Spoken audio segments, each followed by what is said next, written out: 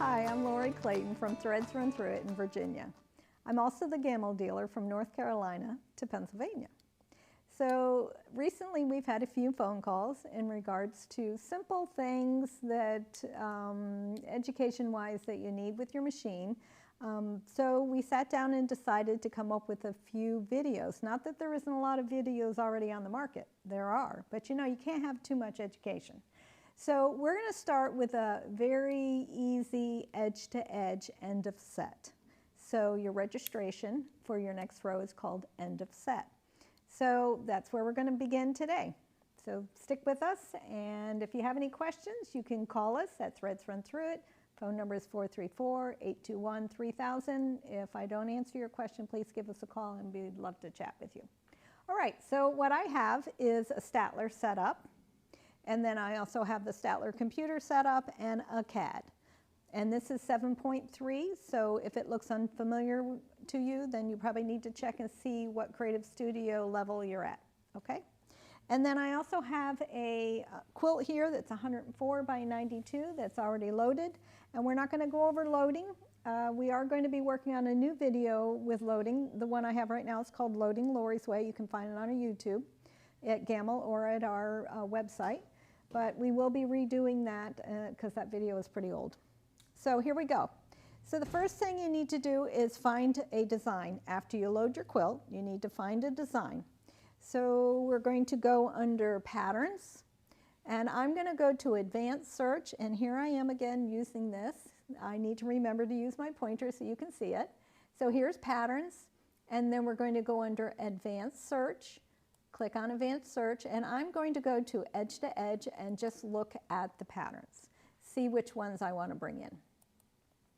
So this pattern, if you look at these patterns, you'll see a beginning where it's green and red is the end. That's the beginning of the pattern and the end of the pattern. So this is a pretty pattern. If we right-click over the pattern, we can add it to our project, okay? And then I'm going to go down and find a couple more. Oh, look how pretty this one is. Right-click, add it to the project, and let's do a few more. Here's a nice one. Add to project. And now I'm going to look for one that has the beginning and the end at the top, okay? These are all at the bottom, which end of set would be great for that. But we want one at the top just so I can show you how to change it. And I don't think there is one in here on this side. So there we go. Beginning and end is at the top. So I'm going to right click, add it to my project, go back, get rid of the simple search, and then up here is my projects. You'll always want to do your work in projects, not in patterns. If you've ever changed one of your patterns or one of these in the pattern area, then it's a permanent change. Over here in the project area, you can change as many as you want to change. So now I'm going to go through and just click on one. Okay, you need to make sure you select it before you get started. The other thing I want to make sure we have is our keypad, and our keypad's not here, so I need to bring up that keypad. So I'm just going to go to either to basting stitch or regulated stitch or anything and open it up, and we don't have any of that up here. Isn't that nice? So let's go across, go to Customize My Toolbar, and just bring basting over here somewhere. Use this. There it is. Let's open it and then close it. So here's a keypad. This is what I wanted to make sure you see. The keypad, and I've noticed that folks aren't using the keypad as much as they're using the mouse. So the keypad is the 6 buttons that are already on your machine, right here on front. So your bobbin cut, your choose a pattern, mode button, single stitch button, your cancel button, and your select button are right here. It's very nice for time management, so you don't have to keep running back and using the mouse to click on things on your screen. I love the keypad. So I'm going to use the keypad, and I'm going to mode over to edge to edge because that's what we're doing, right?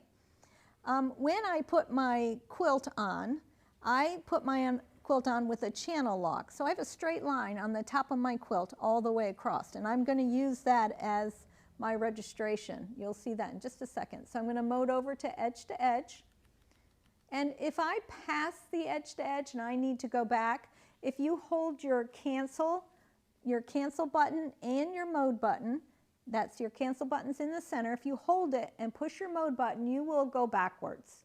So you don't have to go all the way around. Even though you have a mode stop in there, which is up here on the top, that's a mode stop. After it hits it, it's going to go back around and around. So if you watch up here on the screen and I'm pushing the mode button, it's going to hit the mode stop and go back around again. All right, so you don't have to do that. If you want to go backwards, hit cancel, go backwards, and there's your edge-to-edge button.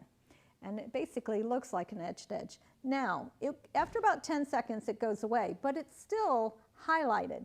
So I can still select my bottom right-hand corner button, which is here. I'm going to select it on my stitcher head, and it brings up my edge-to-edge. So it's going to tell me, click upper left-hand corner of your edge-to-edge. It says it up here, click upper left-hand corner. It puts a star up here where my pickup bar is.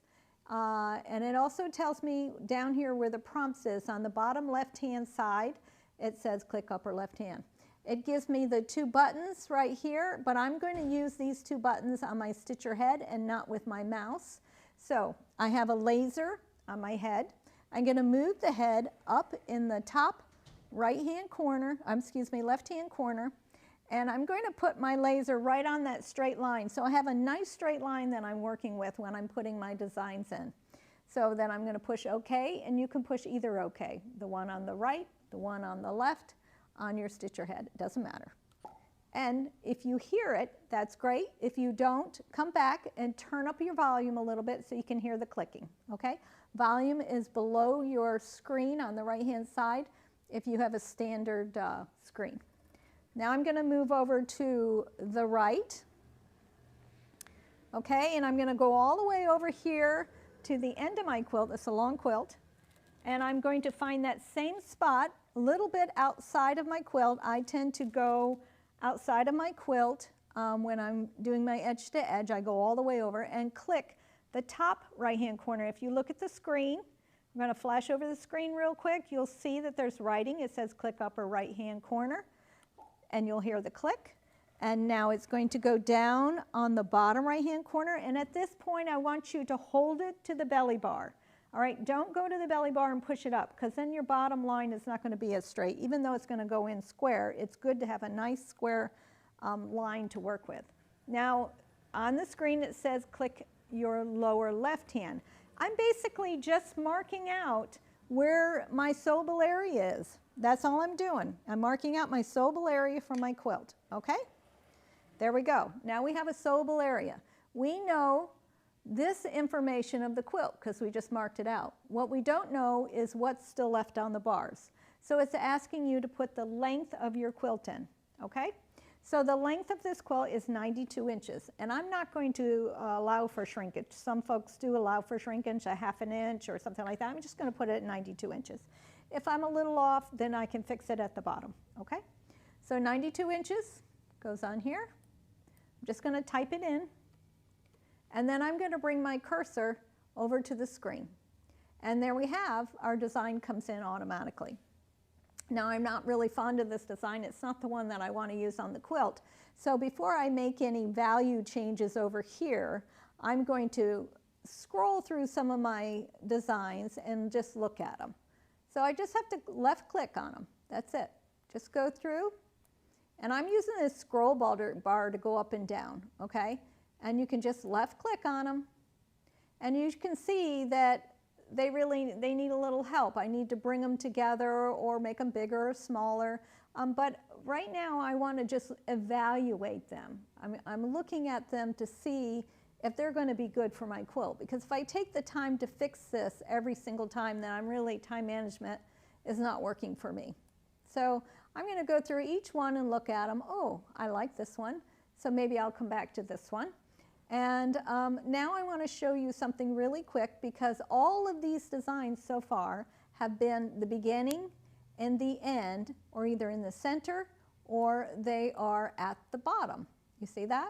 So they're very easy to use with end of set, which is right here is your registration, right here on your right hand side, just down below this information that you have here. It's a prompt.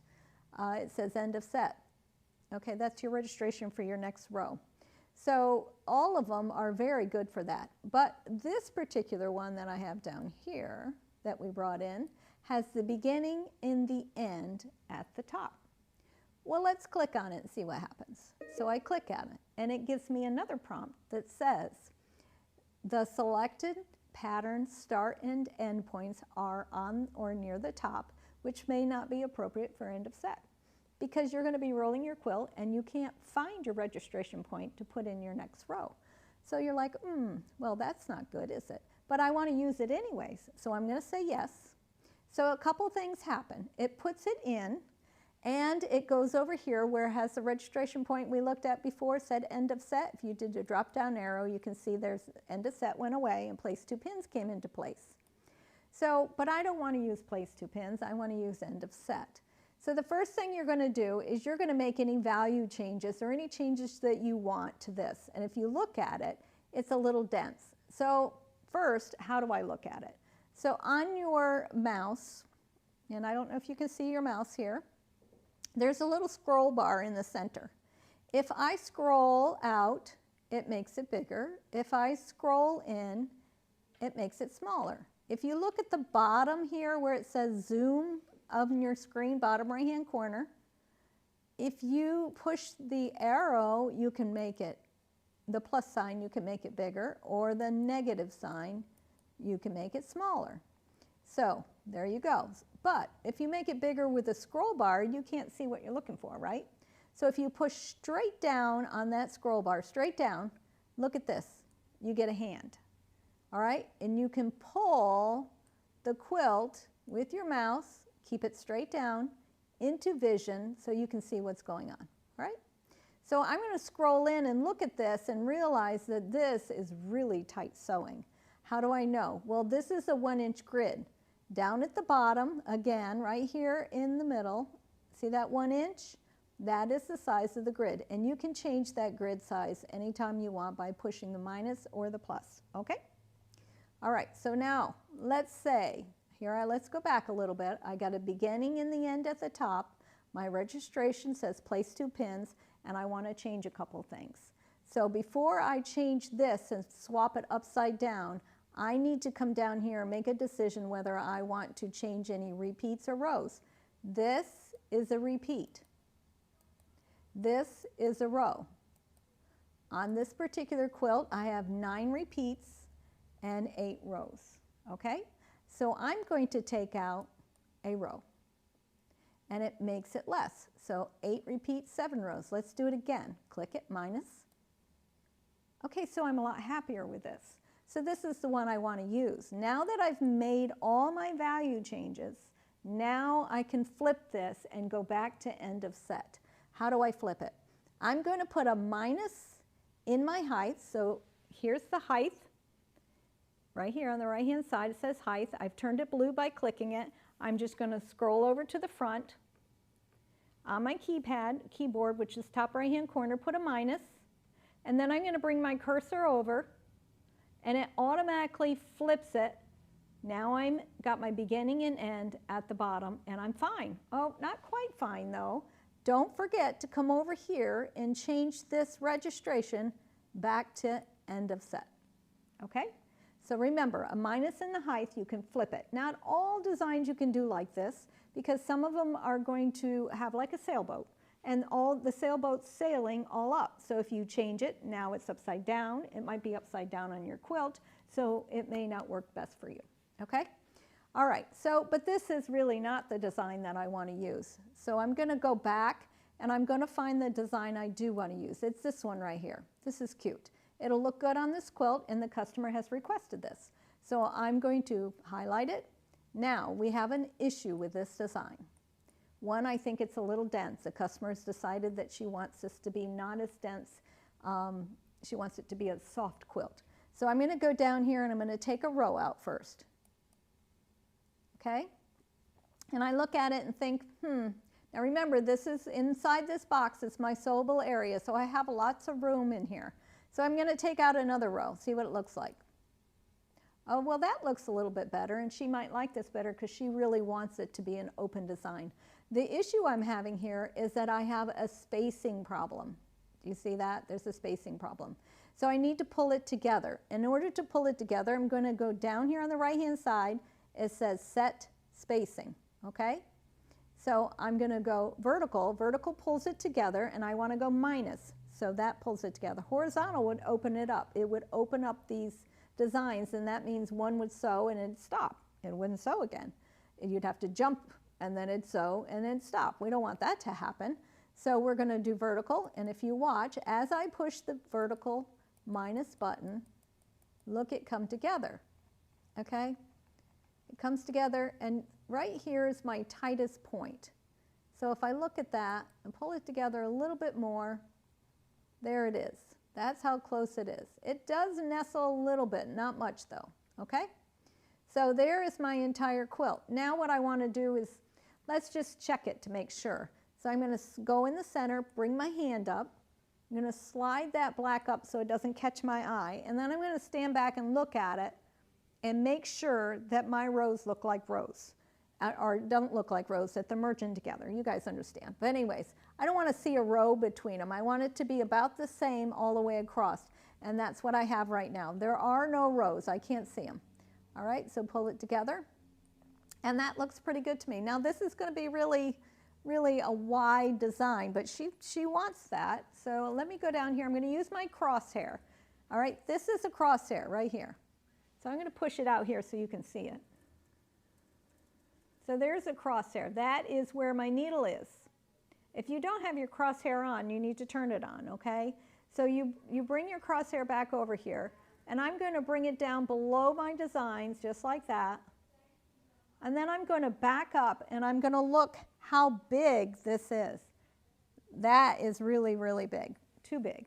Even for me, I think that that is going to be a very large design, probably more than this customer would be expecting.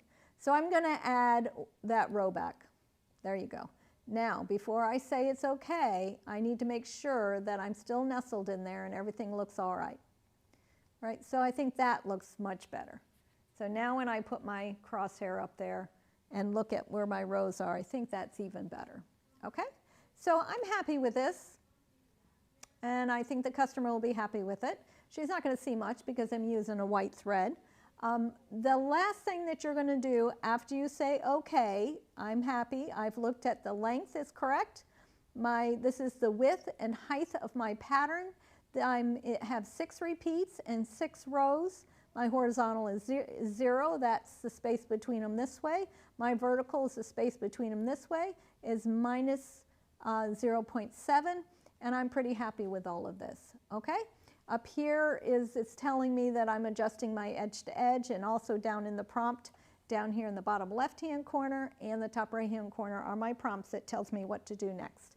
So I'm going to click OK. All right, so I'm ready to do edge to edge and start this off. Now, before you put one stitch in your quilt, you need to save it. It's very important that you save it. If you save it and you have a problem in the middle, you can call us and we can get you back to wherever you need to be. But if you don't save it, we can't help you, okay? It's not there.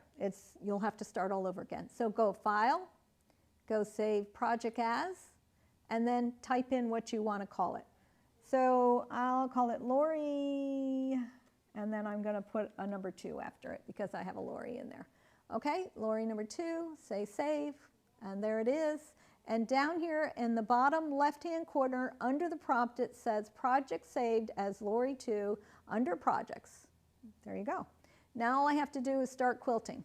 Now in 7.3 or 7.2, if you're in that, your Start Quilting is in the top left-hand corner of your screen. I'm going to use my mode button that is on my machine. It's top left or right-hand corner. I'm going to select it. There it is, Start Quilting, and I'm going to push select, and it's going to take off. Now before I do that though, I want you to remind you to check your threads. Make sure your bobbin thread, your top thread are the ones that you need, not just the ones that you basted your quilt down with. Okay, so then I'm going to press the button. The head is going to move to the start point.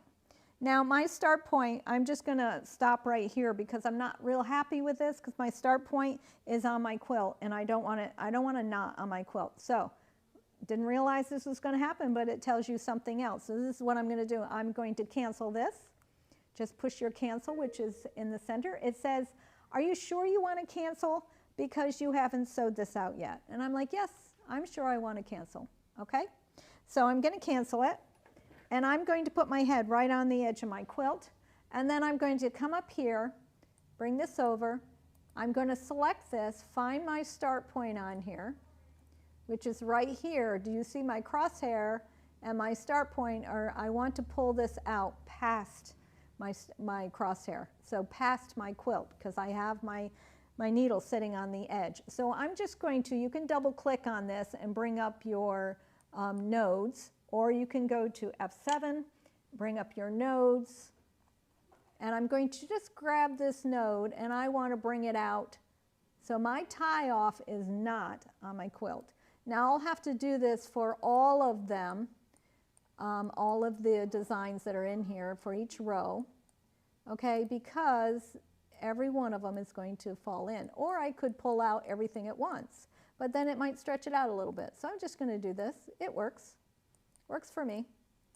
Okay, so F7 brings up your nodes, or you can double click on it until the nodes come up. This is a wonderful thing that we can use. We love it.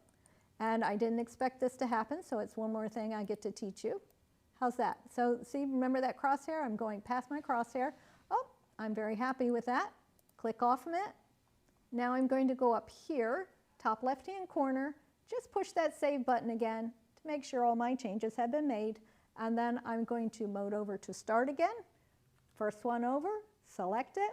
My head takes off. Oh, look at that. It's beginning and end, or the beginning tie off is going to be off the quilt. And that's what I want. So now I'm going to pull up my thread and get my bobbin thread in my hand, tuck it under my foot, and hang on to it securely until it ties off. And then I'm going to push the bottom right-hand corner where it says continue. And it's going to sew. Now, depending what you have it set at, it depends on how fast it's going to sew. Ours is set at 11. The speed is in the bottom left-hand corner. It says 11. That's our speed.